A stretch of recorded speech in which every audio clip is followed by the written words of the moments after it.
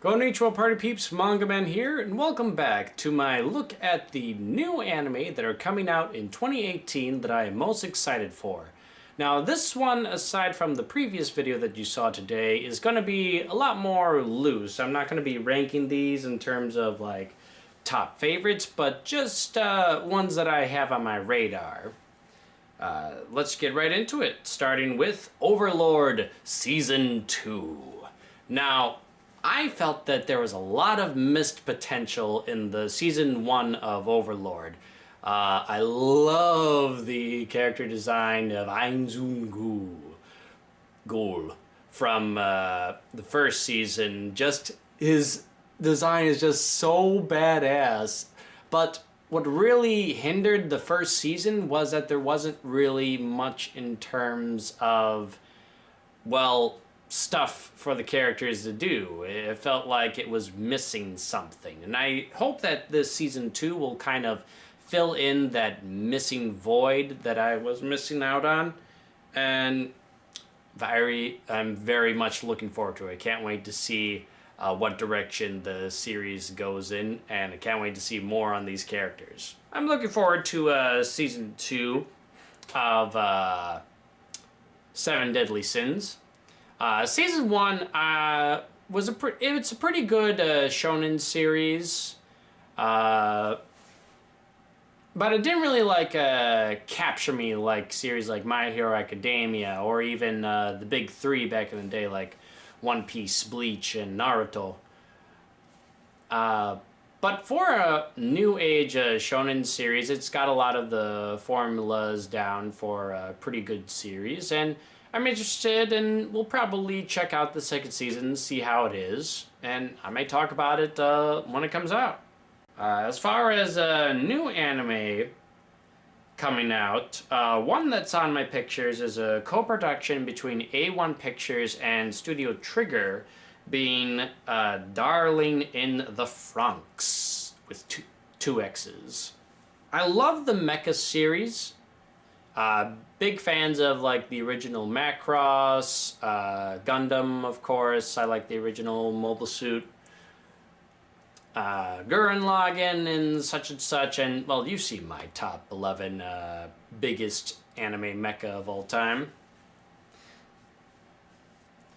And this one's definitely going to be in my radar. A lot of the Studio Trigger animations have been pretty fun. Although, of course, there have been some controversies over some of the rights to them. I'm looking at you. Gosh, I can't remember the name now. I'll post up a picture right here, but you know who you are. And this is not your fault, but it's Netflix. It's your fault for what you've done to this series. But I'll still be watching it anyway, so. Regardless, moving on. Another series that I'm highly anticipating is Cardcaptor Sakura: The Clear Cards. Now, way back in the day, I had fallen in love with this series in its original English dub. Done by, I think it was the Navalada? I believe that's how it's pronounced. Logo right here. Now, it has been a while, and I definitely want to kind of go back into the series to see if I still love it or if it's still as good as how I remember it. Again, I watched it as the dub. From what I hear, the Japanese version is far superior and has a lot more content in it. And I'm just excited to get back into Cardcaptors. What could I say? It's a charming, fun, magical girl series, but kind of has its own twist to it, per se. I love the idea of the cards and the powers they possess, and the characters are just charming and adorable. So yeah, excited to see some more of that coming out later. Another series that I'm going to be checking out with my girlfriend is the Junji Ito collection. Now, my lovely girlfriend, Kittieonaleash, her link to her page on her YouTube channel will be in the link in the description below, is a big fan of Junji Ito. She's kind of been getting me into the series inch by inch. Love you, honey. and we are both going to be watching that when it eventually comes out. I'm excited to see. I like a good horror. Now, Junji Ito's work from the stuff that I have seen or read, some of it can be a little body horror composite, and though I have read body horror stories like Battle Angel Alita and some other horror-related stuff like Devil Man, and I've seen some really messed up stuff, let's just say. But Junji Ito definitely takes the cake in terms of the messed up horror stuff that we can find. I'm both scared out of my wits, but also excited to kind of see the stories done in animation. Now, I don't know. Let me look up the studio behind this one. Because I know, okay, yeah, this one's being done by Studio Dean. I don't know if they're going to be going for the same aesthetic as Yamishibai, the short series of little kind of short stories of little horror tales that was on Crunchyroll and Funimation, I think a couple of other sites. That one, while the stories were kind of very easy to digest, the animation was pretty lacking, let's say. They seemed to like have a budget of about $5 and a sandwich. But Studio Dean, big, highly rated studio. They've done a lot of great work. Very interested to see their take on Junji Ito's work and the horrible, horrible things that we are about to enjoy. Another one that I'm pretty excited is Basilisk. Excuse my butcher pronunciation. Oka Ninpocho. Again, I apologize for the pronunciation of that.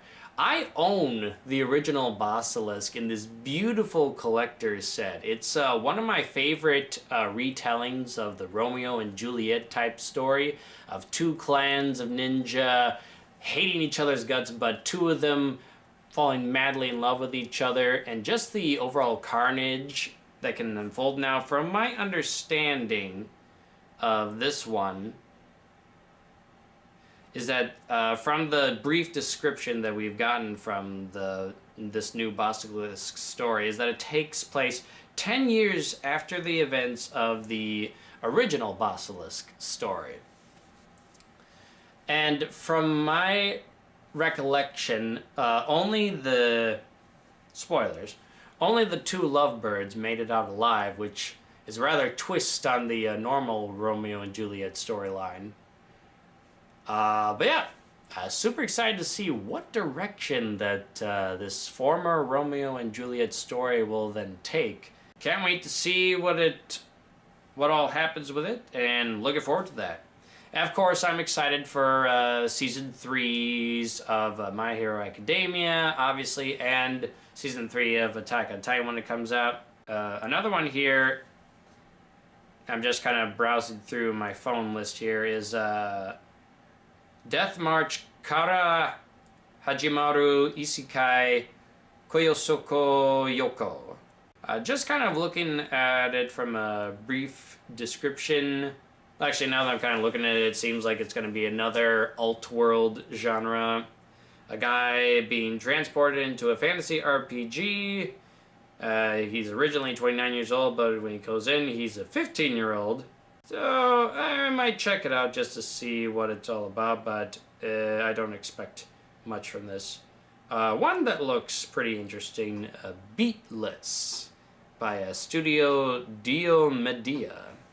That's a new one. I haven't really heard much about that. With the introduction of an ultra-advanced AI that surpasses human intelligence, beings that mankind is yet to fully comprehend, made from material far too advanced for human technology, begins coming into being. La Cia, a HIE equipped with a black coffin-shaped device, is one of these. Boy meets girl fashion. It'll be interesting to see what that series exactly is all about. I don't really get that much of an idea from just the description alone. Koi wa Amigari no yo ni looks to be a pretty interesting one. Just from the cover picture alone, again, I'm just going off of the My Anime List site description. Love their layout, though. It's very nice.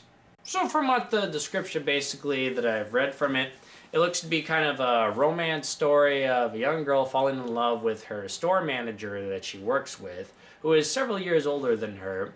I'll need to see some more I'll need to see some animation, or at least check out the first episode to see if it's something worth pursuing.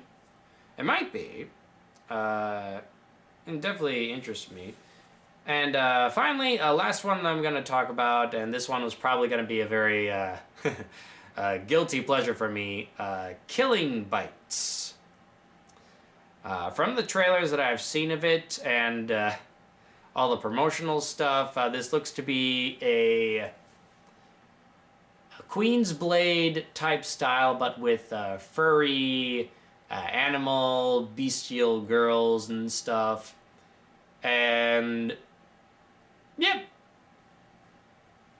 a guilty pleasure is what I'll say. It's like, it'll depend to see. I'll have to see if this is like truly a guilty pleasure series, or if it's just a trashy series that doesn't really have much merits. Let's hope it's not trashy, but it'll definitely be guilty of something. Anyways, excuse the scatterbrainness and of this video. I wanted it to be kind of loose, but tell me which anime series that you are most excited to see this upcoming year. And until then, party peeps, I'll be coming out with some more videos to come this 2018.